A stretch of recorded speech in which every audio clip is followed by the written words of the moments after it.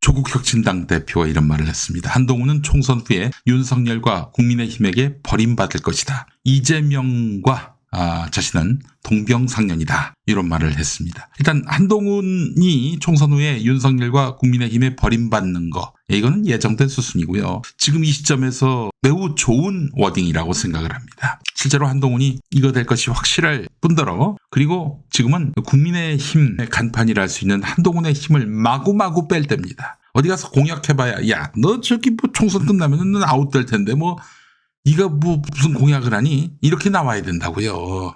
우리 유권자들은. 한동훈은 아무 힘도 없어요. 지금 윤석열이가 제일 싫어해. 전에도 한번 어디 가서 제가 그런 얘기했죠. 한동훈하고 김용민이가 용산 간다. 둘 중에 누가 더 좋습니까? 라고 윤석열이한테 얘기하면은 아마 김용민이를 고를 거예요. 김용민이가 차라리 더 낫다고. 자, 제가 예전에 그 조국 전 서울대 교수 를 향해서 조국 현상을 말하다라는 그런 책을 쓴 적이 있었죠.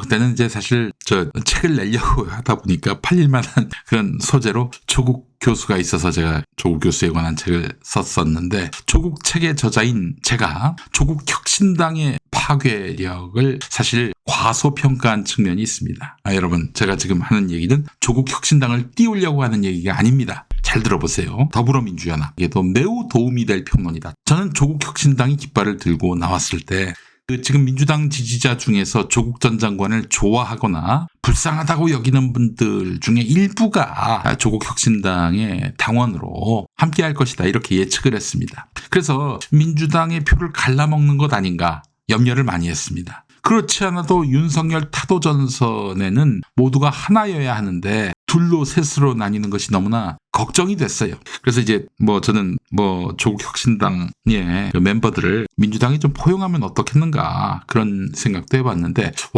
근데 말이죠. 이게 보니까 조국 혁신당이 지금 그 민주당과 함께 윤석열 타도 전선에서 그 외연을 확대해 나가고 있어요. 조국 혁신당은 야당 지지자 중에서도 조국 전 장관을 좋아하거나 불쌍하게 여기는 분들을 기반으로 할 것이다, 이렇게 봤다고 말씀드렸잖아요. 근데 그 정도가 아니라는 얘기죠. 그래서 저는 처음에는 문재인 대통령 진영에서 이재명 대표를 인정할 수 없는 자가 그 조국 혁신당을 기획했을 거라고 봤습니다.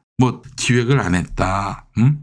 그 이야기를 하려는 게 아니에요. 여전히 조국 전 장관이 자기 이름 내걸고 정당을 만들어서 정치할 사람인가? 누군가의 조력이 있지 않았겠나? 여전히 그 의문을 갖고 있습니다. 자, 그런데 조국 혁신당의 파괴력입니다. 누구보다도 윤석열에게 고통당한 사람이 이재명이죠. 근데 그 민주당은 이 이재명 대표가 그렇게 고난을 당하는데도 불구하고 윤석열 탄핵 이야기도 굉장히 두려워합니다. 이런 거에 대해서 불만을 가지신 우리 개혁지향적인 민주시민들, 그래, 그 민주당은 좀 어려운 면이 있겠지. 거대 정당으로서 그 어떤 현실에서 윤석열을 타도한다는 이거는 매우 중대한 논란에 봉착할 수 있기 때문에 민주당은 좀 어려울 수 있어. 그렇다면은 민주당의 어떤 개혁성, 말하자면은 정권 심판론을 이끌고 갈, 견인할 그런 주체가 필요하지. 그렇다면은 이재명 대표 못지않게 윤석열한테 고통을 당한 조국, 저 양반이 깃발을 든 정당을 밀어줘야겠다. 이런 마음을 먹으신 분들이 많았던 것이고, 많이 숨어 있었던 것이고, 일생 민주당을 지지해 본 적이 없는 분들 중에 이 검찰 정권을 반드시 숨통을 끊어야겠다라고 정말 벼르고 계신 분들에게는 좋은 선택지가 됐다는 것이죠. 네, 물론 민주당이나 민주당 지지자분들은 그 대안이 더불어 민주연합이다, 이렇게 보실 수 있습니다. 어느 편이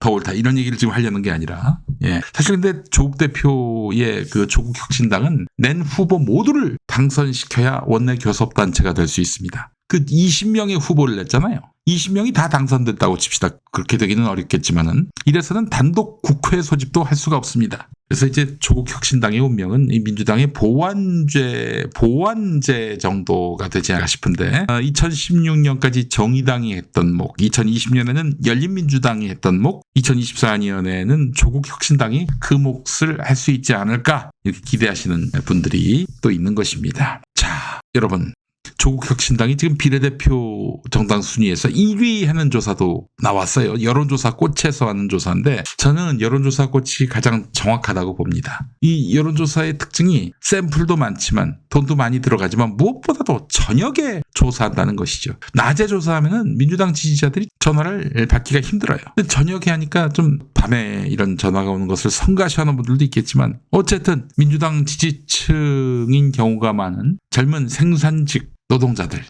사무직 노동자들이 다 전화를 받을 수 있단 말이죠. 여론조사 꽃이 정확하다고 보는 이유. 저는 그 이전에 여론조사를 볼 때 이 7가지는 챙겨서 봐야 한다라고 이야기하고 있습니다. 첫 번째, 경험이 누적된 회사의 여론조사여야 한다는 것입니다. 뜨내기, 조사 기법이라든지 샘플. 물론 요즘에는 통신사들한테 많이 기대긴 합니다만은 그런 것들이 딱히 없는 곳에서 조사를 하면요. 좀 안 좋은 샘플 가지고 조사할 수가 있어요. 싸게 하려고. 경험이 누적된 회사의 여론조사여야 한다는 것. 두 번째, 대선 때는요. 휴대전화 안심번호 100%, 총선, 지선에서는 이 지역 단위 조사 아니에요. 그렇기 때문에 이 유선도 어느 정도는 들어가야 한단 말이죠. 지금 여론조사 꽃이 유선을 집어넣어서 지금 지역 단위로 조사하고 있어요. 자, 그리고 세 번째, 권위주의 정부 때는 ARS 조사한 것에 좀 더 가중치를 둬야 한다. 왜냐? 사람과 사람이 대화를 나누면서 자기의 정치 성향을 드러내면 전화 받는 사람이 그렇게 자기 성향을 제대로 드러내기를 두려워한단 말이죠. 권위주의 정부 때는 그래서 전화 면접보다는 ARS에 좀 더 방점을 둬야 한다. 민주정부 때는 상관이 없죠. ARS를 하든 전화 면접을 하든 다 입장을 표명하게 돼 있는데. 자, 그리고 넷째, 여론조사 기간이 일주일 이렇게 되는 조사도 있더만요. 그거는 인정할 수가 없습니다. 가급적 짧은 것. 하루에 다 끝나는 여론조사. 이것도 중요합니다. 다섯 번째, 응답률이 높거나 그 같은 대상에게 2번, 3번 계속 전화해서 끝내 물어보는 것. 요거 가중치 둬야 합니다. 여섯 번째, 기왕이면은 주말에 또 심야에 해야 하는 것입니다. 주말에 또는 심야에 하게 되면은 그러면 그 골고루 다 조사할 수 있게 됐단 말이죠. 낮에 전화해봐요. 그러면은 일하면서 어떻게 그 전화를 받습니까? 그렇죠? 자, 7번째, 표본이 많은 것. 이거는 결국 돈의 문제하고 직결되는 것이죠. 자, 이런 것에 성의가 묻어있는 여론조사가 진짜 여론조사고요. 그 여론조사로 그래도 짧은 시간 안에 그 여론조사 시장에서 두각을 드러낸 여론조사가 바로 여론조사 꽃입니다. 자, 여론조사 꽃 때문에 이번 총선에서 거짓 여론조사에 휘둘리지 않아도 됐습니다. 참으로 고마운 조사가 아닐 수가 없어요. 자, 조국혁신당이 지금 1위로 나왔다는 거 아닙니까? 1위로 나왔다는 거는 조국이 또는 조국혁신당이 훌륭해서가 아니죠. 언제 한번 검증해 봤습니까? 이 사람들이 좋은 정치를 하겠다고 약속은 했지만은 검증을 받은 적이 없잖아요. 근데 오늘 한국일보가 전국 6개 지역 여론조사 결과를 종합해서 낸 것이 있습니다. 자, 함께 보시겠습니다. 자, 보여드릴게요. 자, 함께 보실까요? 조국혁신당을 좋아하는 가장 큰 이유, 모든 지역구마다 절반 이상 윤석열 정권 심판 때문이라고 했습니다. 윤석열 정권 심판을 하겠다라고 하니까 조국혁신당을 지지하겠다가 다 50%가 넘어요. 조국이 좋아서가 저 하얀색인데 6%, 10%, 11%, 10%, 11%, 16% 이렇게 나왔습니다. 녹색은 거대 양당에 실망해서 노란색은 검찰개혁. 검찰개혁 플러스 윤석열 정권 심판하면은 거의 70%가 넘지요. 그러니까 조국이 좋아서라기보다는 어떤 당을 선택해야 윤석열에게 경고가 될 수 있을까 하는 선택을 했을 때 조국혁신당이 꼽혔다는 겁니다. 아직 이분들이 정말 검찰개혁 잘할 수 있을까? 알 수 없죠. 한 번도 정치력을 검증해보지 못했으니까 말이죠. 그래서 저는 더불어민주연합 또 지금 조국혁신당하고 경쟁을 하고 있는 상황 아니겠습니까? 윤석열 정권에게 타격을 입힐 공약이나 메시지가 계속 나와야 합니다. 그냥 몰빵해달라. 일당으로 몰아달라. 이거는 일시적인 효과만 있을 뿐입니다. 사실 이재명 대표가 더불어민주당과 함께 더불어민주연합 지지해달라라는 그런 메시지를 냈지요? 그걸로 끝나서는 안 되고 민주당과 더불어민주연합에다가 밀어주시면은 정말 윤석열 정권 제대로 응징할 수 있다라는 비전을 보여줘야 돼요. 조국혁신당은 지금 그 정치력은 입증되지 않았지만은 워낙 조국이라는 사람이 얻어맞고 먼지 털기식 수사를 받고 그러니 앙심이 클 것이다. 그러니까 윤석열이를 정말 제대로 혼내줄 것이다라는 믿음이 생기는 거예요. 거기서. 일시적인 효과만 노려서는 안 되고 정말 진정성 있는 검찰개혁, 윤석열 정권 응징의 메시지가 나와야 합니다. 여러분, 지금 여론조사 결과 국민의힘이 백약이 무효다 이런 얘기를 합니다. 정권 심판원 앞에서는 백약이 무효다. 그렇다면 정권 심판원으로 나가야 되는 거예요. 참 그래서 더불어민주연합 공천 때 많이 아쉬웠던 게 검찰 정권에게 탄압받았고 양심의 편에 섰던 사람들 중에 정말 이 검찰개혁을 상징할 수 있는 많은 사람들을 들여왔다면 조국 혁신당하고 조국 혁신당을 압도할 수 있었을 텐데 전문인들 중심으로 이제 많이들 영입을 해가지고 그게 좀 아쉽긴 하더라고요. 어쨌든 이성윤 전 서울중앙지검장 영입해서 전주에 배치를 했는데 지금 이번 총선은 윤석열을 어떻게 하면 혼내줄 수 있을까? 여기에 모든 관심과 열정이 집중된 곳이다. 이렇게 보시면 되겠습니다. 사실 저는 이 조국 혁신당 바람을 보면서 충격받은 게 또 있었어요. 검찰이 먼지 털기식 수사로 조국 전 장관을 기소하고 재판에 넘겨서 징역 2년을 받게 했잖아요. 1심, 2심 모두. 이제 대법원 판결 하나 남았는데 대법원 판결로 1심, 2심이 인용이 되면은 유죄 판결이고 그렇게 해서 감옥에 가고 또 조국 대표의 대표직이나 국회의원 공직 모두 다 박탈이 되지요. 전 그래서 그런 조국의 예정된 운명 이걸 생각해 본다면은 조국 혁신당을 어떻게 지지할 수가 있지 이런 생각도 해봤어요. 애처롭기는 해도 참 가련하기는 해도 이렇게 정치적으로 지지할 정도인가? 라는 생각을 했는데 아마 이 부분에서는 윤석열 한동훈이도 많이 황당해했고 납득을 못했을 거예요. 아니 우리가 범죄자라고 낙인 찍었고 법원에서 또 범죄자라고 맞고 범죄자가 맞다라고 이렇게 우리를 옹호하고 있는데 아니 국민이 왜 이래? 어떻게 조국을 지지할 수가 있어? 그것도 비례정당 1등으로. 그래서 얘네들은 납득이 안 되니까 개 같은 정치, 쓰레기 같은 정치라고 얘기하고 있는 거예요. 조국 대표뿐입니까? 이재명 대표도 도저히 권력을 위임받아서는 안 될 범죄자라고 여기고 있잖아요. 여기에는 비단 윤석열 한동훈뿐 아니라 국민의힘, 수구 보수 언론, 사법부까지 동조하고 있단 말이죠. 자, 우리는 여기서 이걸 알아야 합니다. 이제 유권자들은 검찰과 언론이 규정한 정의, 그 정의에 대해서 의심하기 시작했다는 거예요. 이거 굉장히 중요합니다. 과거에 검찰이나 언론이 왜 그렇게 국민들 보고 똑바로 살아라 그랬습니까? 저기들이 정의의 어떤 그런 기준이 되고 자기들이 저거는 불이야 라고 하면 불이가 돼버리는 그런 시대의 어떤 수혜자였거든요. 근데 이제 국민들이 더 이상 검찰, 법원, 언론이 이거는 정의다, 불이다 이렇게 얘기한다 하더라도 맥없이 동의하지 않는다. 이런 얘기입니다. 맥락을 보기 시작했다는 거예요. 본질을 보기 시작했다는 거예요. 여러분, 어쩌면 이것이 언론개혁, 검찰개혁의 중요한 단초가 될 수 있다는 거예요. 너희 눈에 들보나 봐라. 남의 눈에 티만 보지 말고. 이거 아닙니까? 아니 얘네들 검찰, 법원, 언론 다 시험 봐서 얻은 권력입니다. 누가 걔네들한테 투표를 통해서 그 권력을 위임했습니까?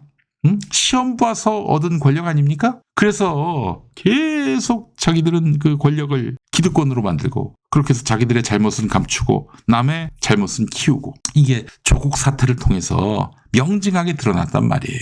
정말 신세벽이 열리고 있습니다. 완전히 새로운 세상이 열리고 있어요. 기득권이 정의라고 불이라고 말하면 그렇구나 그렇겠지 라고 맥없이 받아들였던 이 국민들이 인식의 전환, 사고의 전환을 하고 있다는 겁니다. 진리다 이렇게 얘기하는 건 아니잖아요. 국민들이 이제 앞으로 윤석열이가 한동훈이가 맥없이 정의다 진리다 하는 것들에 대해서 이제는 제대로 검증하고 본다는 거예요. 여러분 사실 과거 같으면 어떻게 됐겠습니까? 양문석 이런 사람 어떻게 됐겠어요? 바로 그냥 파묻혔지. 이것도 사실은 이재명 대표 시대에 가능한 변화입니다. 이재명 대표 시대여서 가능한 변화예요. 여러분 그런 생각이 안 드십니까? 만약에 지금 전해철이 이런 인간들이 지금 계속 이 당에 당권을 쥐면서 그랬으면은 지금 시비 논란거리가 되고 있는 그런 공격 대상이 되고 있는 민주당 정치인들은 다 아웃됐을 거예요. 이재명 대표니까 맥락을 보자, 이 정확한 그런 어떤 배경을 보자 이렇게 얘기하니까 그렇게 언론이 또 검찰이 문제 삼은 사람들이 그냥 그 분위기에 휩쓸려 가지고 아웃되지 않잖아요. 자, 앞으로 이 수구 언론들 그리고 이 수구 언론에게 소스를 주는 이런 우리 사회 기득권들 너희들은 안 통해 한마디로 통하지 않는다고. 사실 제가 참 이런 것들에 대해서 그래도 통찰할 수 있었던 거는 쉽게 막말이나 하고 다니는 사람으로 저를 낙인 찍을 수 있는데 10년 동안 많은 시민들께서 이 사태의 맥락을 파악하시고 저를 부당하게 탄압받은 사람으로 많이들 이해해 주시고 격려해 주셨습니다. 그 사랑을 받았기 때문에 제가 이 시간에 여러분 앞에서 이런 방송도 하는 거 아니겠어요? 네. 억울한 일이 없도록 두루두루 살펴주시는 현명하고 지혜로운 민주시민들이 있기 때문에 가능한 일이고요. 그 민주시민들의 그런 갸륵한 마음이 저는 검찰이, 언론이, 사법부가 자기들 마음대로 자기들 편이라고 괜찮아. 혹은 넌 죽어야겠다. 이게 쉽게 휩쓸리지 않는 거예요. 우리 민중들이. 자, 조국혁신당 바람은 그런 의미에서 정의와 불의를 제멋대로 규정하고 재단하는 그런 기득권에게 일침을 가하는 흐름이라고 보고 싶습니다. 이미 상상을 초월할 만큼 악마화된 이재명 더불어민주당 대표가 차기 유력 대선 주자로 거론되는 것도 이 맥이 다 있는 거예요. 자, 이러니까 그냥 맥락을 거세하고 뭐 저 사람 막말한다. 뭐 범죄가 의심된다 이렇게 떠들어봐야 먹히지가 않는 겁니다. 여러분 이거 중대한 변화인 거예요. 그동안은 저 쓰레기 언론들이 막 뭐 이슈를 만들어내고 계속해서 그냥 트집 잡고 발목 잡고 그러면 속절없이 넘어졌잖아요. 시민들이 더 이상 그렇게 호구가 아니라는 겁니다. 시민이 무섭게 똑똑해지고 있습니다. 이 보조에 발맞추지 못하는 정치 이번에 심판받게 될 것입니다. 이렇게 얘기했는데 조국을 띄운다라고 말하시는 분이 계시네. 내가 지금 조국을 띄운 게 아니라 우리 시민의식, 검찰, 법원, 언론에게 휘둘리지 않는 높은 시민의식을 찬양했으면 찬양했지. 내가 언제 조국을 찬양했습니까? 예, 저는 이번에 이재명 대표의 이익을 위해 투표하겠다라고 말씀드렸습니다. 뭐 어디다 투표할 것인지 잘 아시겠죠. 이재명 대표가 차기 대선 주자인데다가 대통령감이라고, 유일한 대통령감이라고 제가 믿어 의심치 않고 있기 때문에 그분에게 이익이 되는 방향으로 이번에 투표하기로 했습니다. 예, 그렇기 때문에 제가 뭐 어느 당을 띄운다, 어느 인물을 띄운다 이렇게 생각하실 필요가 없어요. 예, 자, 그렇기 때문에 이제는 우리 시민들이 서로를 믿으면서 언론이 만드는 공작에 휘둘리지 않고 혁신의 길, 또 더 나은 세상을 향한 길에 주저없이 나갔으면 좋겠다 이 말씀을 드립니다.